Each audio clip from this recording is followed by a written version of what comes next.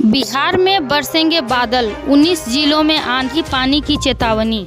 बिहार में मानसून दस्तक दे चुका है, लेकिन इसके बावजूद लोगों को गर्मी और उमस से पूरी तरह राहत नहीं मिल पाई है।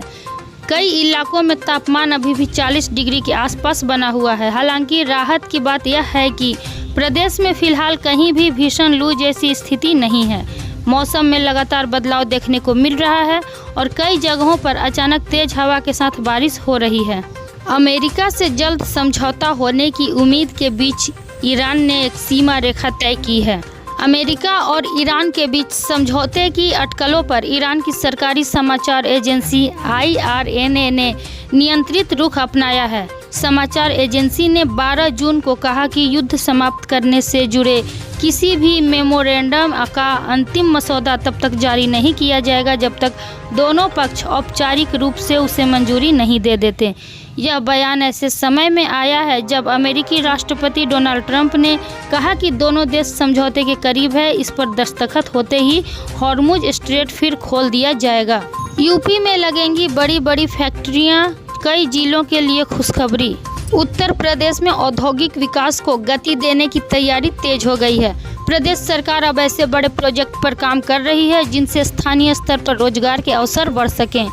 मुख्यमंत्री योगी आदित्यनाथ ने कहा है कि आने वाले समय में प्रदेश के युवाओं को रोजगार के लिए दूसरे राज्यों या विदेशों की ओर जाने की जरूरत कम होगी, क्योंकि राज्य में ही नए उद्योग स्थापित किए जा रहे हैं। पेट्रोल डीजल होगा सस्ता और कम होंगे LPG के दाम। ईरान युद्ध खत्म, कच्चा तेल $84 के नीचे। पश्चिम एशिया में कई महीनों से जारी तनाव के बीच LPG पेट्रोल डीजल को लेकर राहत भरी खबर है। आने वाले समय में पेट्रोल डीजल और LPG के दाम में कटौती देखने को मिल सकती है।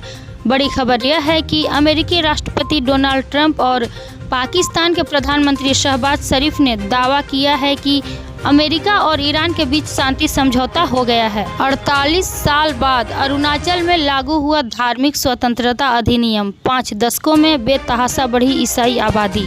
पूर्वोत्तर और सीमावर्ती राज्य अरुणाचल प्रदेश में धार्मिक स्वतंत्रता अधिनियम कानून पारित होने के 48 सालों के बाद अब लागू किया जा रहा है।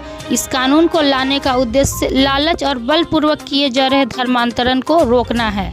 जनता पार्टी के शासनकाल में लाया गया कानून वह सरकार गिरने के बाद लागू नहीं किया जा सकता था, जो भारतीय जनता पार्टी के शासनकाल में अमल में लाया गया है। 60 चेतावनियां, फ्लेयर रेडियो संदेश पर नहीं रुका जहाज। अमेरिका का दावा, पहले चेताया फिर उठाया बड़ा कदम। ओमान तट के पास MT सिटोबेला नामक वाणिज्य जहाज पर अमेरिकी सैन्य हमले में 3 भारतीय नाविकों की मौत के बाद अंतर्राष्ट्रीय स्तर पर अमेरिका को तीखी प्रतिक्रिया का सामना करना पड़ रहा है।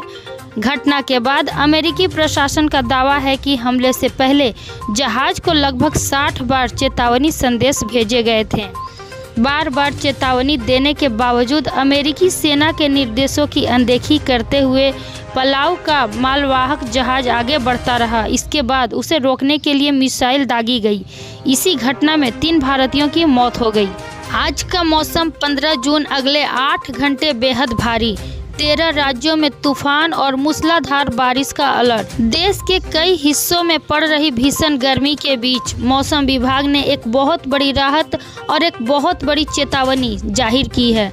अगर आप अगले कुछ घंटों में कहीं बाहर निकलने या घूमने का प्लान बना रहे हैं तो सावधान हो जाइए।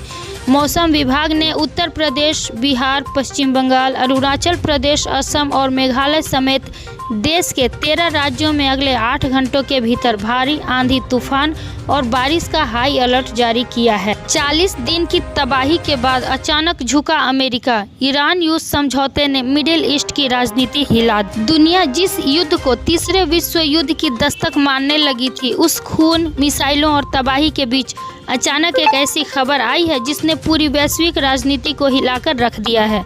ईरान और अमेरिका के बीच महीनों की दुश्मनी, खुले सैन्य हमले और समुद्री नाकेबंदी के बाद अब युद्ध खत्म करने पर समझौता लगभग तय हो चुका है। रोशन आनंद के भाई की मौत के बाद खान सर ने जारी किया वीडियो।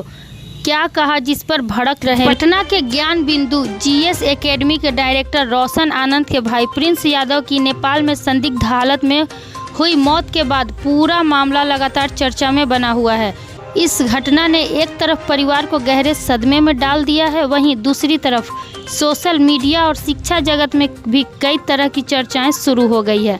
इसी बीच खान सर ने अपने YouTube चैनल पर एक वीडियो जारी कर इस मामले पर खुलकर बात की। मोदी का स्लोवाकिया में ब्रेड नमक से स्वागत, वंदे मातरम महादेव कीर्तन ने पीएम का मन मोहा। प्रधानमंत्री नरेंद्र मोदी 2 देशों की यूरोप यात्रा पर हैं। यात्रा के दूसरे चरण में पीएम रविवार को स्लोवाकिया गणराज्य पहुंचे, जहां उनका जोरदार स्वागत किया गया। ब्रातिस्लावा के होटल पहुंचने पर उन्होंने भारतीय समुदाय के लोगों का अभिवादन भी किया। राजधानी में पीएम के स्वागत में स्थानीय लोगों ने वंदे मातरम गाया। साथ ही स्लोवाकिया के म्यावाज क्षेत्र के कोपानिसियारिक नामक मशहूर बाल नृत्य लोक नृत्य समूह के पारंपरिक स्लोवाक नृत्य भी पेश किया।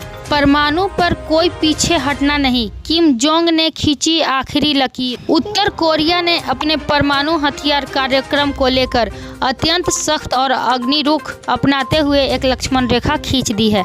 किम जोंग उनके देश ने कहा कि परमाणु निरस्त्रीकरण को अपरिवर्तनीय रूप से अंतिम रूप दिया गया है।